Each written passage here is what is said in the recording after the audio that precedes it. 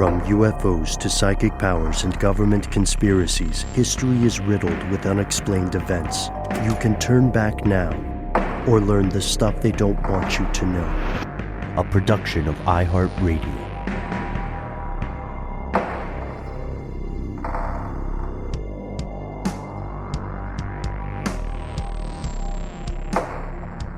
Hello, welcome back to the show. My name is Matt. My name is Noel. They call me Ben. We are joined, as always, with our super producer, Dylan, the Tennessee pal Fagan. Most importantly, you are you. You are here. That makes this the stuff they don't want you to know. If you are listening the evening this program comes out, welcome to November 21st, hurtling headlong toward Thanksgiving here in the States, and we couldn't be more excited to bring you our weekly listener mail segment. We're going to have some follow-up on wild animals. We are going to have some follow-up on expired food, and gosh, before we get into any of that, we've been talking about the election recently here in the U.S. And guys, just quick gut check. It was right, wasn't it, to point out the weird stuff Russian government is saying to the president? Well, yeah, absolutely. Okay. It's something that we've been hearing thrown around for a long time, and to have somebody that close to the head of Russia say something like that is you can't ignore it. Oh, geez. All right. Well, I appreciate that. Before the undersea internet cables that make this show possible do get sabotaged, we're going to do a cold open, and then we're going to hear from you.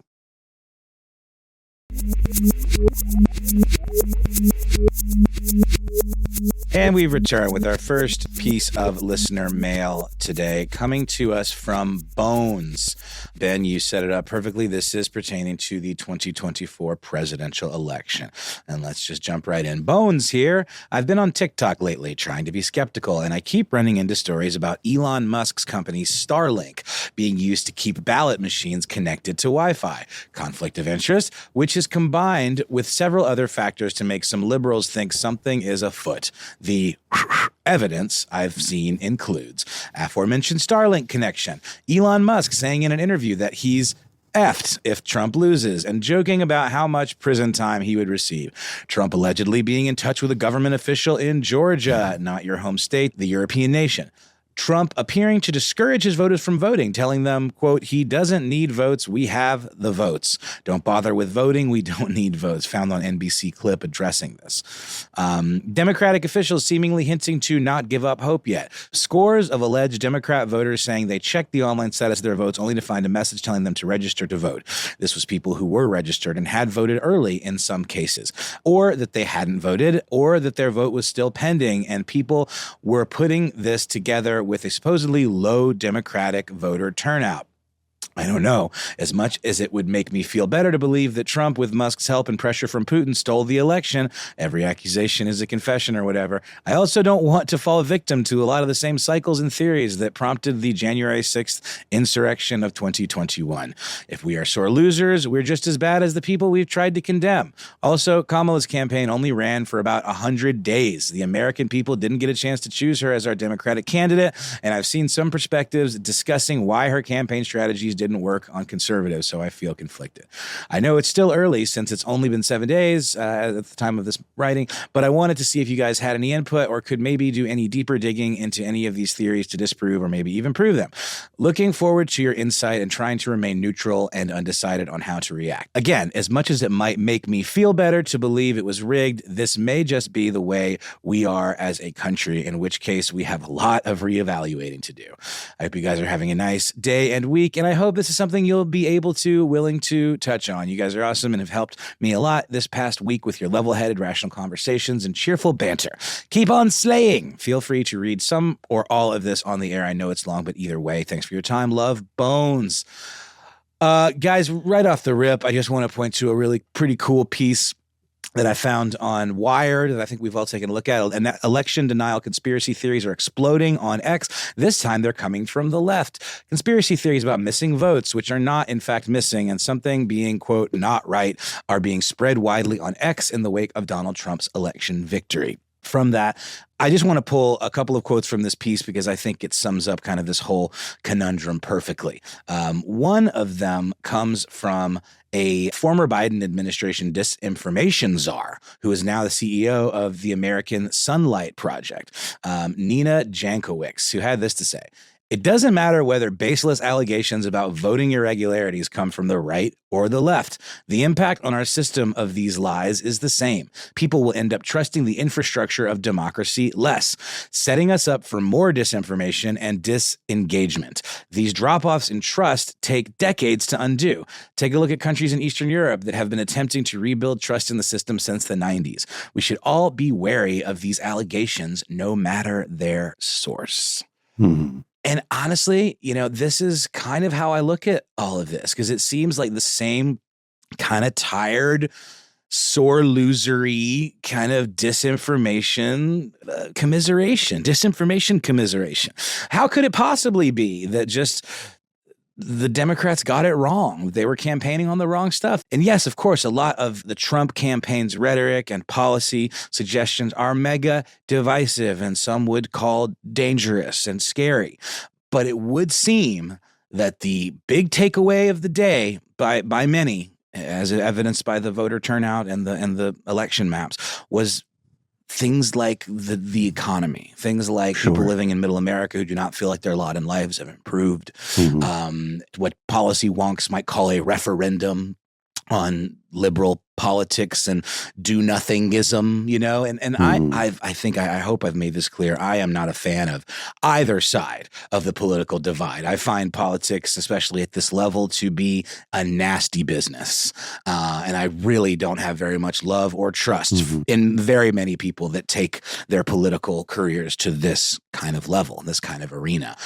But I can't help but feel like this is a lot of sore losership and people looking for an answer that just isn't there in the way that they're searching for it, and that is much more easily answered with simplicity, that the message from the left just was not resonating with enough of Americans. And that's just really how it feels to me. And it's if anything, it's an FU to the Democrats for running kind of a half-assed campaign and changing the horse at the last minute, and Biden refusing to step down earlier, and all of that combined seems to have yielded this result.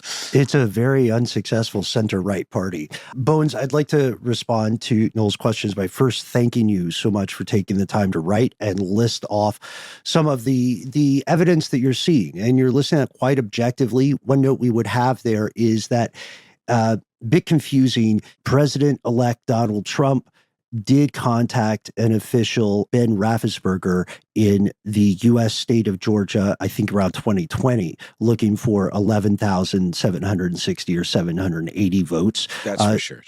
So that may be a bit of a crossed wire, but perhaps the most important thing to remember, and I agree with your points, Noel, regarding the proliferation of conspiracies, now oddly similar, they seem, to other allegations in the past, right? With different political parties winning.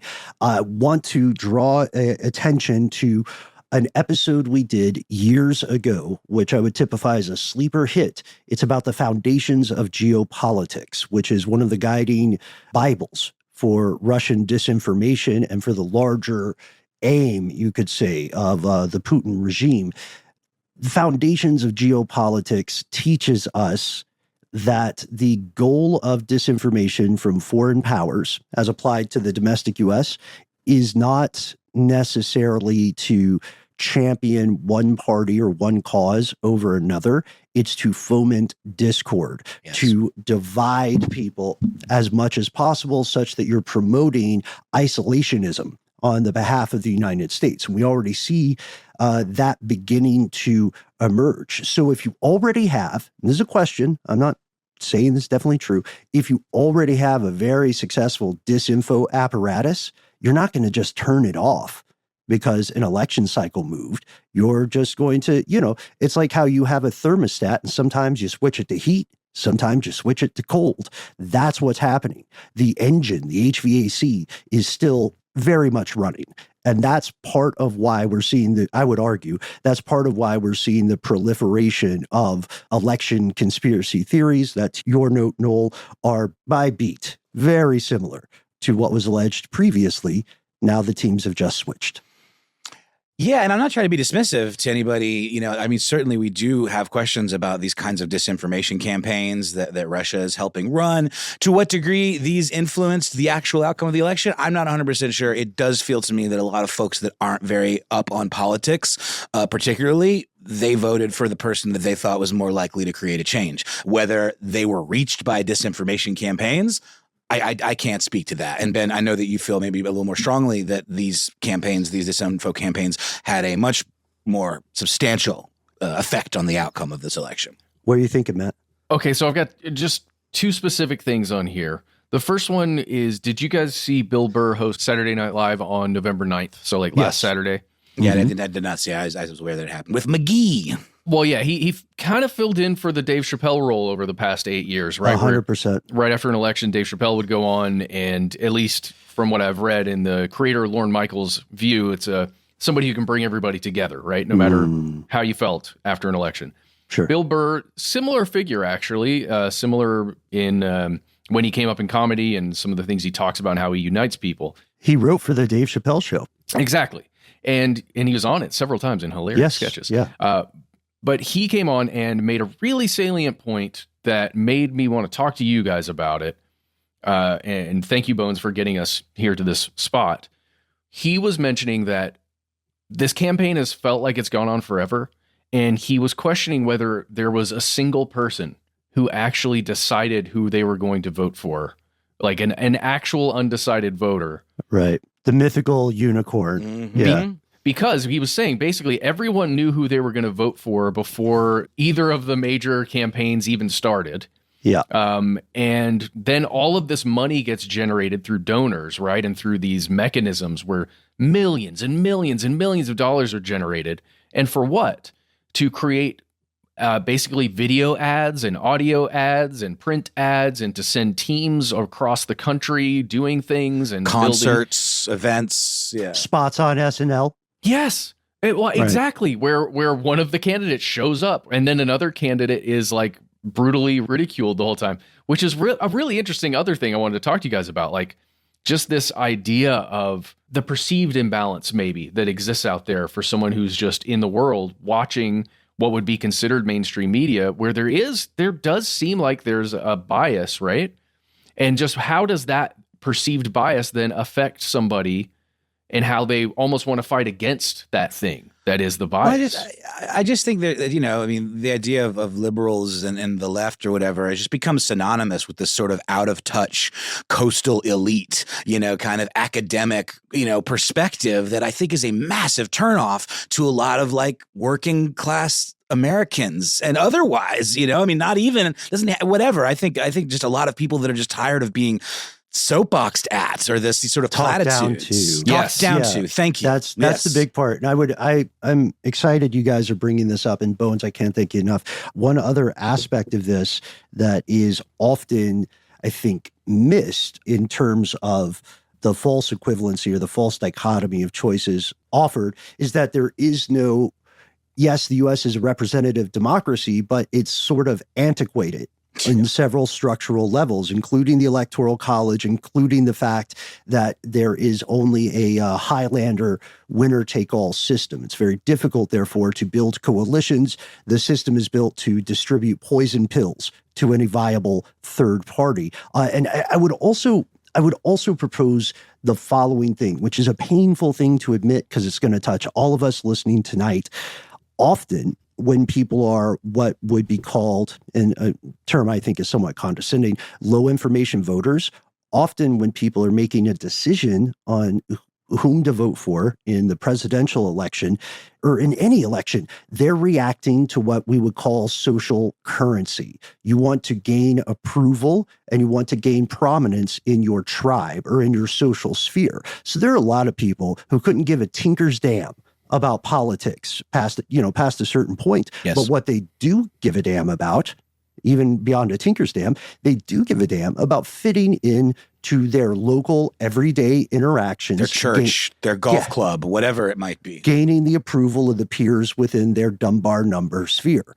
And that happens to everyone. And I think that's a huge engine for this. It's so interesting living where I live now, you guys, and experiencing it as an adult, because just so everybody kind of understands, I lived like 45 minutes away from Atlanta, like the city, right? When I grew up, moved into Atlanta, lived most of my life there. And now I've recently moved back roughly that same distance from the city, right? And while I was in Atlanta, that bubble you're talking about, Ben, was very much for one side, right? Like if you expressed feelings for the other side, it was almost like you felt like the weirdo and you would get made fun of. Face, yes. Yeah. And then now where I live, if you do the opposite for the other team, you feel like, oh man, people are looking at me and people are, the way he just dismissed me, I feel awkward and strange. I'm not going to talk about this anymore. I'm losing social currency and standing. Exactly what you're saying, Ben. So it does feel like what happens is you go internally with those thoughts and feelings. And then when you're doing things like polling numbers, right? And we're looking at all this stuff online, all these things we rely on and we trust, it's as though our political life has gone so deep inside, unless you're in that whatever safe space you feel like you're in. And even then, maybe it's performative. Sure. Yeah. And this is a danger. Again, this is not a condemnation of anybody at all who we would consider rank and file like us. You know what I mean? Henry Kissinger talked to us a couple times, but we didn't really influence his decisions. Like Carlin said, it's a pretty elite group. And if you're hearing this, you're not in it. I think it's the social currency. I think it's a structural, systemic problem. Yeah, and it's also just the level of division and heat, around politics in this country has just reached such a fever pitch, and I'm just personally sick of it.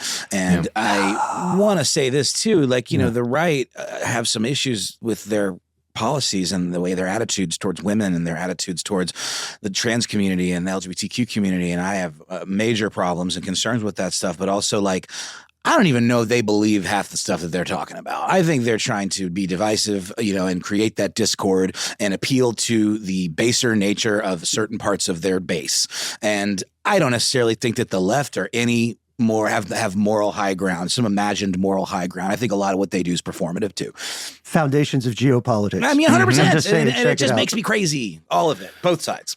It makes me wonder, guys, just going back to that last thing with Bill Burr, why the heck do we spend so much money on these elections, right? And make it such a big circus? Well, what are you going to do? Pay for healthcare? That's what I'm saying. What if we somehow got these super PACs? If $2 gets donated to a super PAC, one of those dollars goes into some fund that does fund, let's say, healthcare for every American citizen, or fixing the pipes in most major cities that still have stuff like lead in them, and or underserved schools. It's despicable. I can't believe I have to say it before it becomes a hot take. The Department of Education is a good thing to have around. Oh my gosh. Just going to point that one out. We'll leave that there. That's it. Every election goes halfsies into the Department of Education. Well, apparently there's a lot of kerfuffle coming out of the Harris campaign about how absolutely irresponsible they were with some of this money and just spending it on Beyonce concerts or whatever it was. I'm not even sure exactly. The Springsteen, different ones. And they actually ended up in quite a significant amount of debt. And I got another email asking for more money after the election because it feels like they're trying to pay that back. And I just, to your point, Ben, the amount of money being thrown around, it's egregious, and it makes me so sad because the things that could be done positively with that money very quickly, it's just not happening. And we do still, no matter who's in charge, live in a country where it's almost impossible to get reasonably priced healthcare, whereas other developed nations, wealthy nations like ours, just get it for paying their taxes. I mean, how tough could decent healthcare be? Only every other developed country has managed to do it. So weird. It must be super tough. Anyway, I do have a piece of good news for you guys, and hopefully for you, Bones. And I mean this not as a platitude, but as a very real, concrete observation. You mentioned earlier, Noel, that you've never seen things as divisive. The U.S. is a young country. It is still very much an experiment and a work in progress. But there have been more divisive times. There was a whole war about it. Not at that point yet. So hopefully we can remember, everybody hearing this, everybody living in the United States, you have far more in common with people than you have in disagreement with them. Yes. You know what I mean? Yes. Rally around that, but it's going to be so hard. It's going to be a rough 4 years, man. People are going to be very angry. Guys, how is the U.S., and I agree with you, the U.S. is a young country, but it's also at the same time, somehow simultaneously an empire that's nearing the end of its like life, right? Going back to our earlier episode about empires and their 200-year lifespan. Because it's both somehow. Yeah, the phoenix dies and is reborn, right? How many different spinoffs of the Roman Empire existed? There you go. You could tell when they were going downhill because they had to start adding fancier words to the name, like the Holy Roman Empire. You know what I mean? Star Trek: The Next Generation. I was about to say the Roman Empire, the sequel. Yes. And I promised I wouldn't do any more porn parodies before you guys fire me. But yeah, thank you again, Bones. And this is a conversation a lot of people are having. We endeavor to be objective, and sometimes being objective means making unpleasant observations. We're obviously not always going to agree with each other, even here internally. I, for instance, am 100% convinced that foreign interference and asymmetric information warfare played a egregious role in a lot of things that have happened in the U.S. recently. And unfortunately, those will continue. But fortunately, hopefully, the U.S. will continue as well, because we really need a stable country to keep this show going, right? Like, that's our main motivation. That's what everybody in D.C. is thinking. They're like, how do we make sure stuff they don't want you to know can still record? Yeah. Top of mind at the Federal Reserve. Oh, yeah. 100%. And thank you, Bones, for helping us create that space. So with that, let's take a quick break, hear a word from our sponsor, and then come back with more messages from you.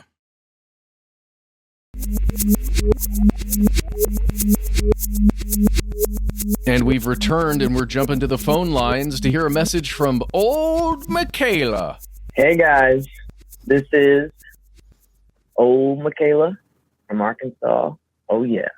Just calling about that squirrel thing, right? I'm just saying right now, if I had a squirrel for 7 years and somebody tried to come and take my squirrel, and I'm just speaking from my point of view, I'm going to freak out. If they try to raid my house and take my squirrel, man. Yeah. I know like 10 people with different pets. I know a girl with a possum. I know a girl with raccoons. I know a girl with pigs. I know all sorts of people with crazy animals. I just never heard of anything like this. Why can't you have a pet squirrel? I've never understood. I think that's just the government overplaying again, man. I just can't. By the way, I love you guys. I've been listening to y'all and Josh and Chuck for the last year. I cannot.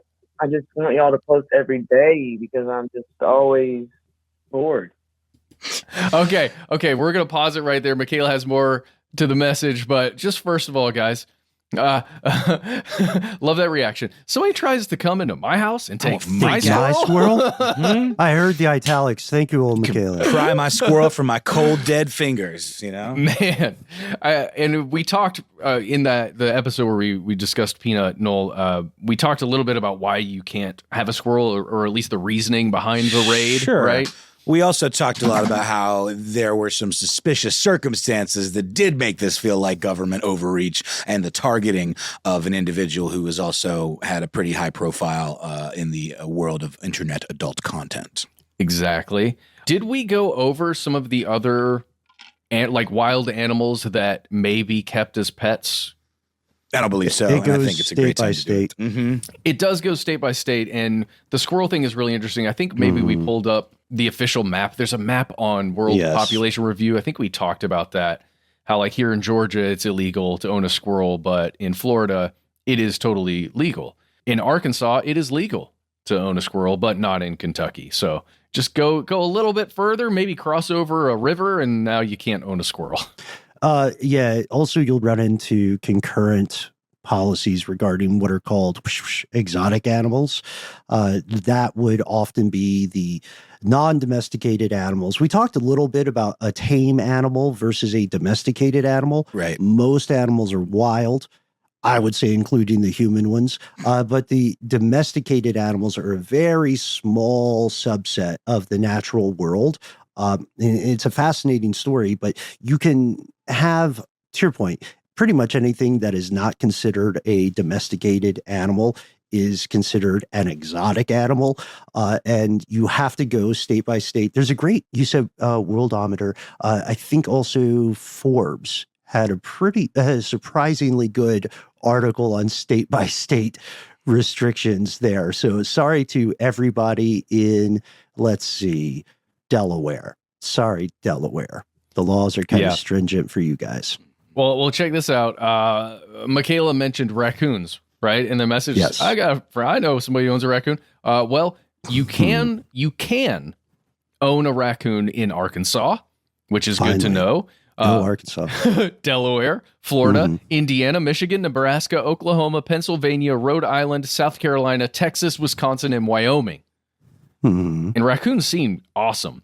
Trash pandas. I love them. They're little bandits. Weird little hands. They're always washing their hands, money burn style. Yeah, really the rabies stuff is a bummer.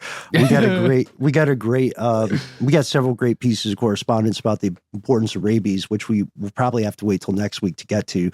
To your point, Matt, and to your question, old Michaela, we had a lot of people who had very different reactions to this. A lot of veterinarians are, clearly centered on the sorry and tragic saga of Peanut, but a lot of other people are saying, exactly what you said. I found the squirrel. I can't have the squirrel, and I can't get to. I can't look down my snout at this because I am neighbors with a murder of crows that I befriended. And you don't keep them in the house. You don't let them in the house, though, do you? No, I don't want them to know too much about me. That's fair. They come They're to you too clever. when you open your arms, what is it? Clever. The Night King. Yeah, jeez. I think that's in the crow bylaws. It just says one cannot own a crow. And sometimes, if the thing so bad has happened, a crow will carry that soul back. Oh, wait, never mind. No, that's a movie thing. You don't own a cat either. It just sort of agrees to exploit you for a while. But if you are interested in the federal level legislation, because we've said a lot of this stuff is state by state, you'll want to look at two things. The Animal Welfare Act, which says the rules and regulations of how animals should be cared for, basically the foundation of what constitutes animal cruelty. And then, spoiler, it doesn't apply to livestock. Dude. But then there's the Lacey Act, which says you can't, it governs the kind of wildlife you can import to the states. I don't. Where does that distinction exist between like it's okay to murder cows in factory farming, but kitties are off limits? Where does that codified somewhere? Is that what you're talking? I've always wondered. Animal Welfare Act, yeah. But who decides that? Me. I'm Not the the only one. Not the animals. The lobbyists? That's for sure. Yeah, I don't think the cows got the vote. Well, the leaders in Arkansas have decided that you are allowed to own up to 6 individual bobcats. Are you guys familiar with what a bobcat is? Murderous beasts. Yes, very well. Intimately. Not carnally.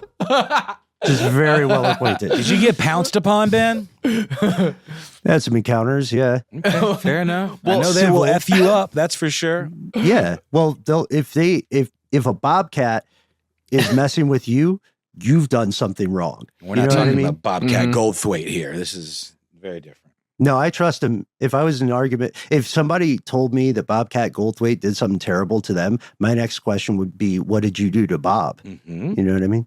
Was it Ozark where they had bobcats? I think in Ozark they had bobcats. Like the show or the region? The show. Show Ozark. I want to say they had You bobcats. might be right. I don't recall that particularly. But, that would be considered, by most accounts, an exotic pet, right? Like some Tiger King type stuff, right? Because they're not domesticated. Exactly. You can get permits in a couple of places, but Arkansas is like, you can have 6, I guess. Yeah, and typically if someone has, and veterinarian experts in the field, don't get mad at us. We're not giving you our personal opinions. We're giving you the laws as they stand state by state. For a lot of people who raise bobcats and attempt to tame them, they rescue them from a young age. Something very bad has happened to the bobcats' caregivers, to their natural bobcat parents. In their natural habitat. What's interesting about this, Matt, and remind me if I'm incorrect here, from what I remember about bobcats, they, like many other felids, are not pack animals. They're solitary. So how do you have 6 individual ones? Well, I'm assuming, attempting to always replace your Bobcats with new Bobcats as you maybe sell them to other people. Oh, it's a Bobcat mill? It was, well, again, like, guys, I'm going by what I learned in Ozark, where they it is Bobcats. They attempted to breed Bobcats, but they got all females. So they were unsuccessful in those and attempts. It was a joke because it was like, you dumbass, you got all females. That was the spicy blonde, right? Yeah. Uh-huh. That's wow. Yes. Guys, there's a whole other part of Michaela's voicemail that we're not going to go into, but it was all about Walmarts and food waste. And specifically like expired foods we've talked about before on this show. Talk about all these major companies that just throw stuff out in the back. That's how you get this concept of someone who's a freegan, someone who will go around to the back. Dive. Exactly. I've done it. Not have to pay for food. You just there's so much food back there and it just expired. So, some employees had to just take it off the shelf. Well, we sell by date, by the way. It doesn't immediately rot when that date comes. Shout out Capone. Very good point. But there's also things like, bananas get a little too brown while sitting there on the store, so they get rid of them. Or, there's a little bit of mold found growing on, let's say, the strawberries or other berries or things. Or there's cheese with mold, which was in your lunch silly to throw away. Sorry, I'm thinking of the Mr. Beast debacle where they've got moldy cheese in these lunch kits. Is such a huge problem. I'm glad we're at least going to mention it here because you can get arrested for distributing free food. That's happened to me in the past. You can skirt with the law on that. There are good reasons to require licensing and oversight, but the food waste in the United States is egregious and tremendously evil. I am under the impression, or at least when I'm spoken with legal experts about this, I'm under the impression that the reason that food waste is not distributed to the needy or the hungry, there are a lot of people who are hungry in the U.S., is because it might run the risk of incurring legal liability. True, yes.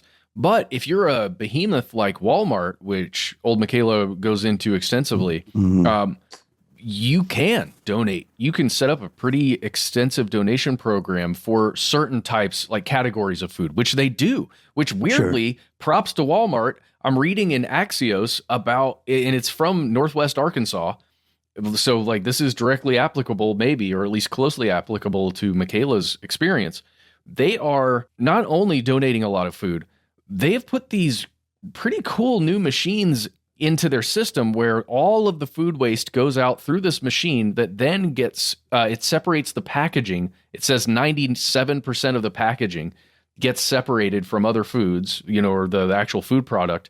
Then most of that becomes recyclable materials for things like soil and like nutrient-rich stuff that can actually grow more food rather than just going into, the dump and creating methane and doing all that terrible stuff that dumps do. Or feeding raccoons. That's also part of it. There you go. And if you're in Arkansas, those raccoons are good to go, and you could put them in your house if you want. I hate to say it, but their hands are probably cleaner than most of ours listening to the show today. They wash them a lot. You're right. They might have a mental thing. Yeah. Oh, yeah. OCD raccoons. Well, anyway, if you want to check this out, the Axios article we found is titled Walmart Tackles Food Waste with New Tech, written by Worth Sparkman. And it isn't from that long ago. It's July 30th, 2024. So this is pretty recent stuff. Check that out if you're interested. Thank you so much, old Michaela, for writing in, for your experience and your attitudes generally around somebody coming in and taking your dang pet squirrel.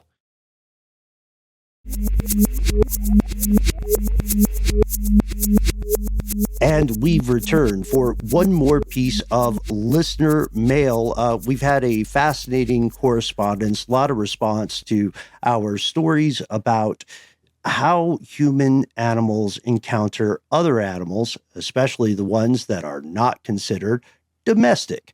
And we talked a little bit about the difference between a tamed wild animal versus a domesticated animal. There are actually very few types of non-human animals that are considered domesticated in the world. We are grateful to a conspiracy realist who wrote into us. We had, as you guys know, talking with our pal Anonymous Owl. Anonymous Owl has veterinarian experience, vet tech, works often with situations similar to those we described involving our pal Peanut the Squirrel. Do we want to give a quick recap on Peanut for anybody who's wondering?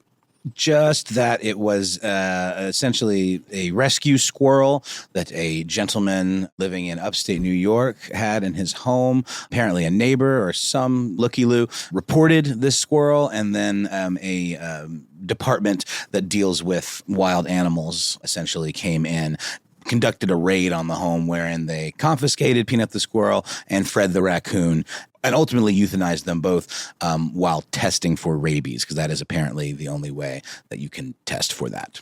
Mm-hmm. Great summation there, Noel. Here's the letter we received, or one of the letters, because this is a correspondence. Be well aware, folks. Sometimes the Void writes back. Anonymous Owl hipped us to this by saying, "Dear dudes, you're more than welcome to share my perspective if you'd like. I did empathize with the idea that Mark, the human owner, captor, partner of Peanut the Squirrel, had run into difficulty finding someone to take the squirrel, but I am not sure if he was trying to contact wildlife centers or just local animal shelters who would not have been able or allowed to take the squirrel."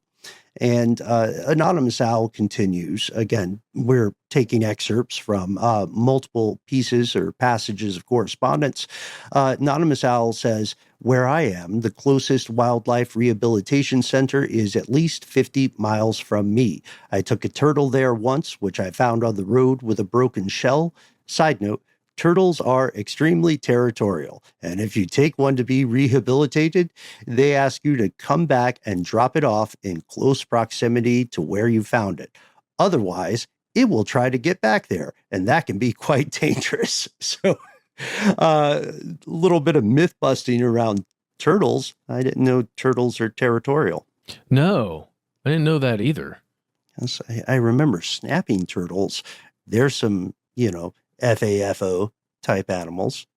Yeah, I'm just trying to imagine. I've seen those videos of, I don't know if it's like a box turtle or something like that. I only know the native Georgia ones that I've run into and like a couple tortoise species that I've seen. But the ones that like will slam their shell into stuff, like poke their little head back in and slam their shell. Like, is that how you defend your territory as a turtle? Right. Also, common misconception.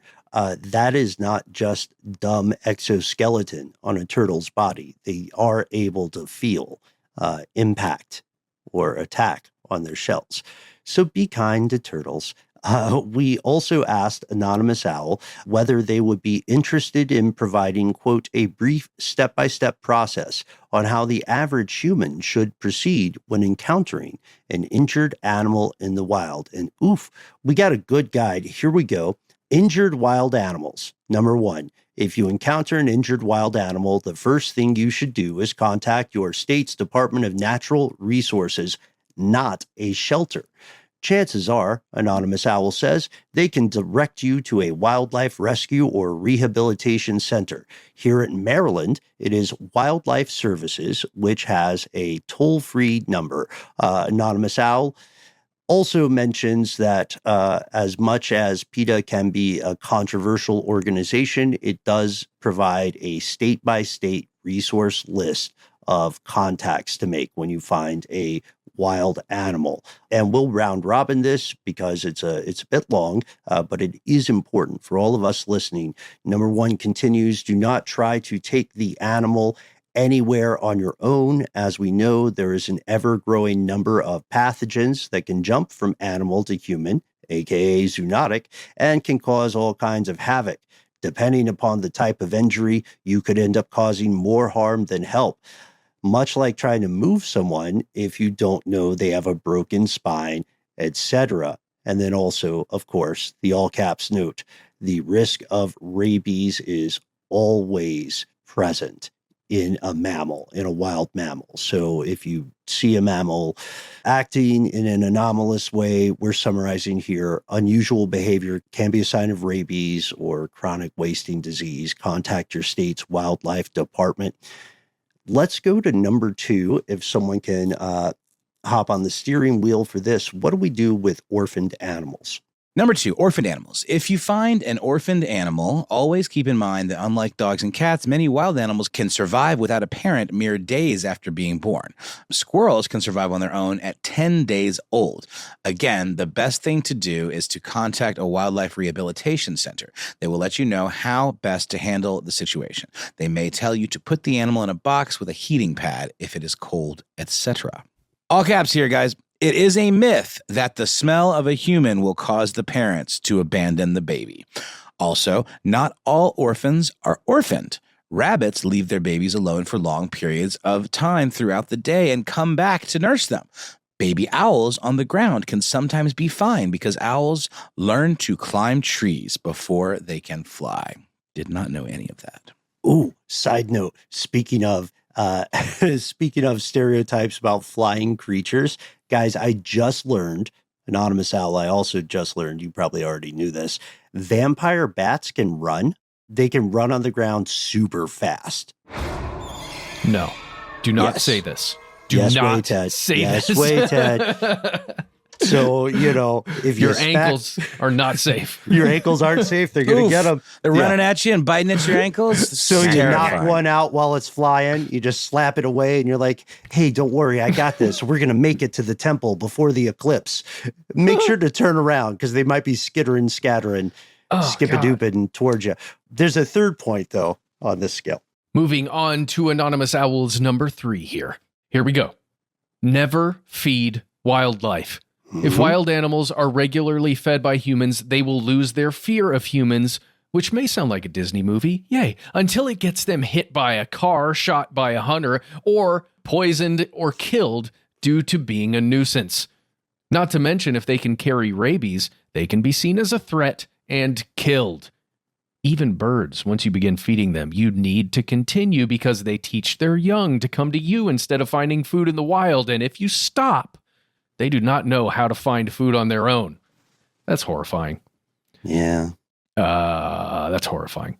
It says if you want to help birds and wild animals find food, plant seed and fruit-bearing native plants from your area.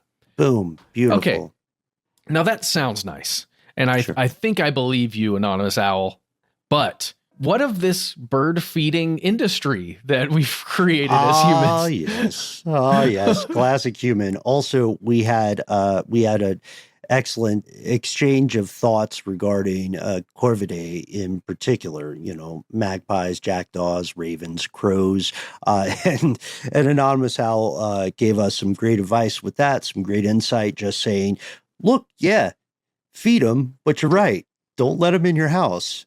And, don't feel like you have to center yourself being around when they eat, because, the big problem with humans is they sort of tend to center themselves on this stuff, often to the danger of other humans and to the danger of wild animals. And one other thing to add on this, something I learned while I was at a local Home Depot, guys, I was buying bird food specifically for a bird feeder I wanted to put on my porch upstairs. I thought it would be super fun to have birds coming through and I could sit on my porch and just have some coffee and be like, ooh, birds.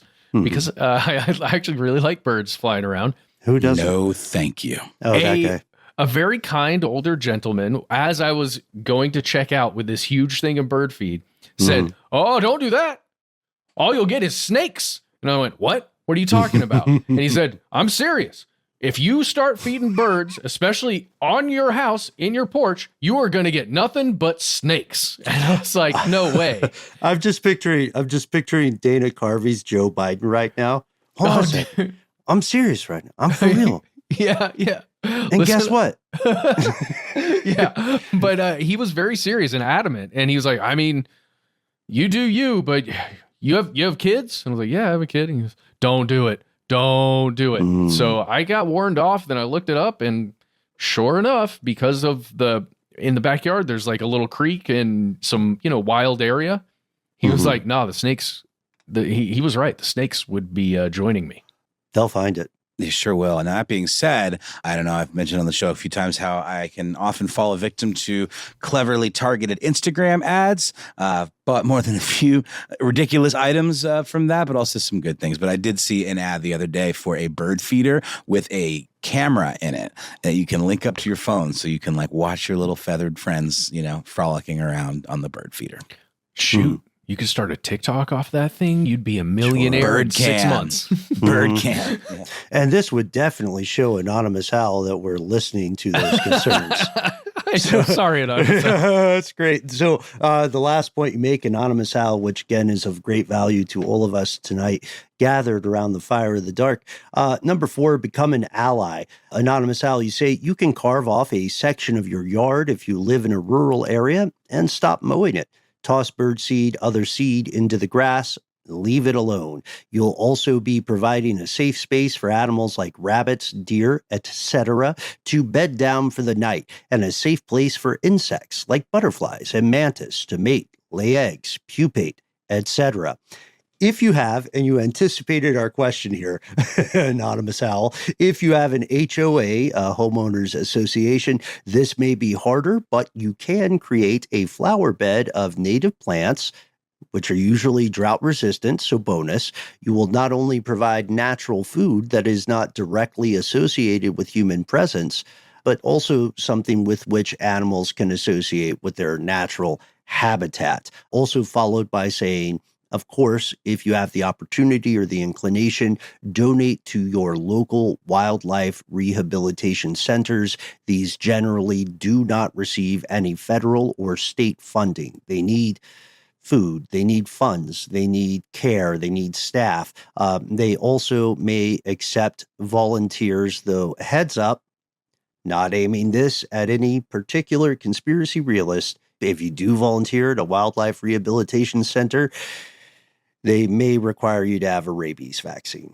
So for everybody foaming at the mouth hearing that, it's probably already time for you to visit the doctor. For sure. And if I could also just mention a quick snippet from another listener that wrote in about this, because it was something that I said, I think, in error. Someone, I think Matt, it was Noel, mentioned a quote from a person who said a blood test can be done to check for rabies. That may be true, but to my understanding, it is not acceptably accurate.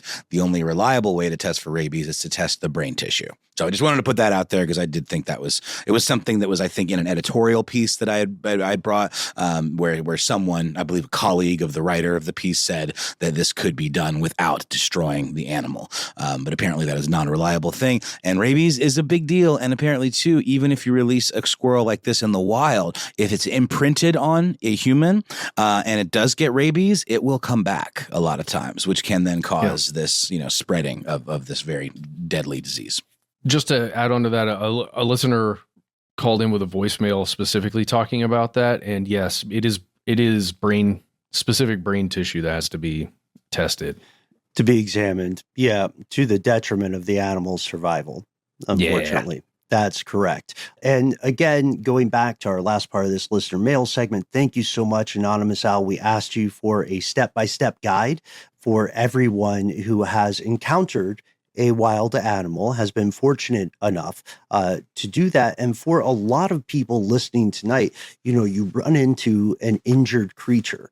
You are not a bad person, so you're not going to kill it for fun. You might have to kill it if it's already in pain and there's no way to save it, but it's invaluable to understand the best steps to ensure the safety of the wild animal as well as the safety of your fellow human animals. Now, we're going to call it an evening. We hope everybody is having the best time as you experience this show. So happy November 21st. The holidays are coming up. We're all in this together, animal and human alike. So we would love to hear from you. Please join us. Tell us your favorite encounters with the wild. And also, try not to get rabies over the holidays. We know those Thanksgiving dinners can get a little dicey. Tell us what's on your mind. Join up with the cause. We can't wait to hear from you. You can find us on email. You can find us on the telephone. You can even find us, this is a true story, on the internet. It's true. And even if that weird uncle is foaming at the mouth, it might not be rabies. It might just be a thing he does. But you can indeed tell us your Thanksgiving horror stories. Tell us of your holiday struggles. Write to us. You can find us all over the internet at the handle Conspiracy Stuff. We are on Facebook, on X, FKA Twitter, and on YouTube at that handle. However, on Instagram and TikTok, we're Conspiracy Stuff Show. We have a phone number. It is 1-833-STDWYTK.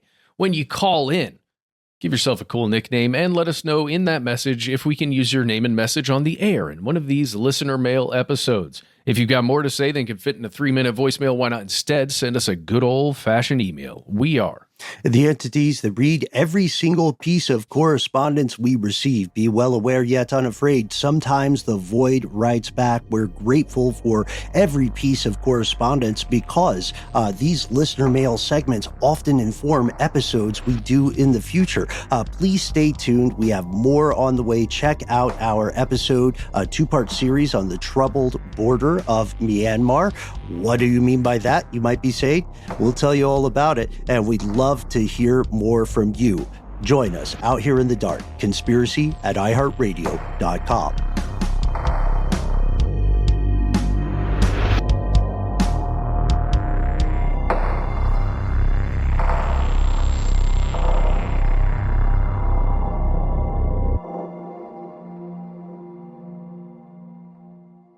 Stuff They Don't Want You to Know is a production of iHeartRadio. For more podcasts from iHeartRadio, visit the iHeartRadio app, Apple Podcasts, or wherever you listen to your favorite shows.